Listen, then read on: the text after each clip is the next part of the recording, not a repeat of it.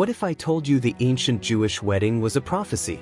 It's not just tradition, it's a blueprint for how Jesus is coming back for his bride. And when you see it, you can't unsee it. Let me show you.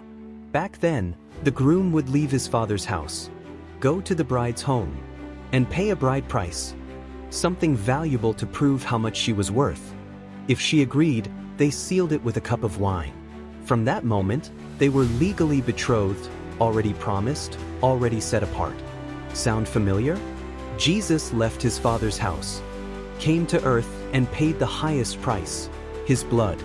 He said, "This is my blood of the covenant, poured out for many." Matthew 26 verse 28. When you say yes to him, you become his bride. Paul said, "I betrothed you to one husband, to Christ." 2 Corinthians 11 verse 2. After the covenant, the groom didn't stay. He left the bride's house and went back to his father's house to prepare a place for her, a room attached to his father's home. And here's the crazy part, the bride never knew when he'd come back. So she stayed ready day and night, with her wedding clothes and her lamp prepared. Jesus said the same thing in John 14 verses 2 to 3. "In my Father's house are many rooms, I go to prepare a place for you. And if I go, I will come again and take you to myself." Right now, he's building your place in heaven. In Jewish custom, the groom didn't get to choose when to return. It wasn't his call. Only the father decided when the room was ready. When the father said, "Son, it's time," then he went for his bride. Jesus said in Matthew 24 verse 36, "No one knows the day or hour, only the Father." One day, the father will look at Jesus and say, "Go get your bride."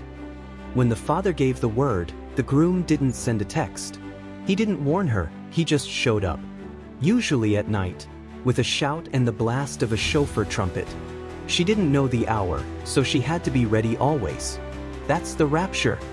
1 Thessalonians 4 verse 16 says, "The Lord himself will descend with a shout, with the voice of an archangel and the trumpet of God, and we will be caught up to meet the Lord in the air." After the groom snatched the bride away, he took her to the father's house and they entered the marriage chamber. And here's the key, they stayed hidden there for 7 days before coming out. When Jesus takes his bride, we'll be hidden in heaven for 7 years, while the tribulation happens on earth. After those 7 days, the groom and bride came out of the wedding chamber and had a massive wedding feast with all the invited guests. It's the same with Jesus. At the end of the 7-year tribulation, when the bride is complete, and all the invited guests, including Israel and the tribulation martyrs, are in heaven, then comes the marriage supper of the Lamb. Revelation 19 verses 7 to 9 says, "Let us rejoice, for the marriage of the Lamb has come, and his bride has made herself ready. Blessed are those who are invited to the marriage supper of the Lamb."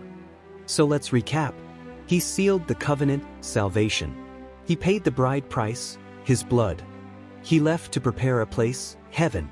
Only the Father knows the time, rapture unknown. He'll return with a shout and trumpet, the rapture. We'll be hidden with him for 7 years, while earth faces tribulation.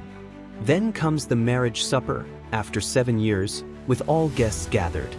This isn't just history, it's prophecy. The Jewish wedding was designed to reveal Jesus' plan. The groom is coming, suddenly, unexpectedly, and when he comes, it's too late to get ready. So here's the real question. Are you the bride, or just an invited guest? Presented by Hot Dog Media, sharing truth, hope, and eternity.